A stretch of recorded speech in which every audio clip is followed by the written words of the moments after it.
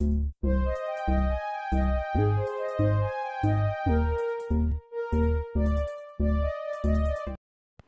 የዩቲዩብ ቤተሰቦቻችን እንደምን አላችሁ? ዛሬ ስለ ጣዝማ ትንሽ ልነግራችሁ ነው የመጣሁት። ብዙዎቻችን ስለ ጣዝማ ማለት እናውቃለን፣ ግን ከንብ ይልቅ ስለምታስገርመዋ የነፍሳት ዘር ጣዝማ ብዙ ምን ያህሎቻችን እናውቃለን? ስለዚህ ዛሬ የምነግራችሁ ስለ ጣዝማ ነው። እስከመጨረሻው አብራችሁን ሆናችሁ እንድትከታተሉ በአክብሮት ነው የምጋብዛችሁ።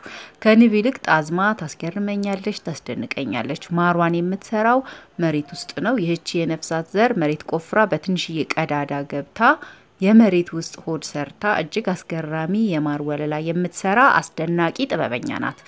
እንደ ንብ እሾህ የላትም። ማንም ሰው ሊያገኛትም አይችልም። ጉድጓዱን የምትቆፍረው ታርሶ የማያውቅ ድንግል መሬት ላይ ነው። ጠቢባን አባቶቻችን ጉድጓዱን ካገኙ በኋላ ወዲያው አይቆፍሩትም። እጅግ የሚገርም ጥናትን በመከተል ነው የሚቆፍሩት። መሬቱ እንደ ቀፎ ተከፍቶ ማየትም አይቻልም።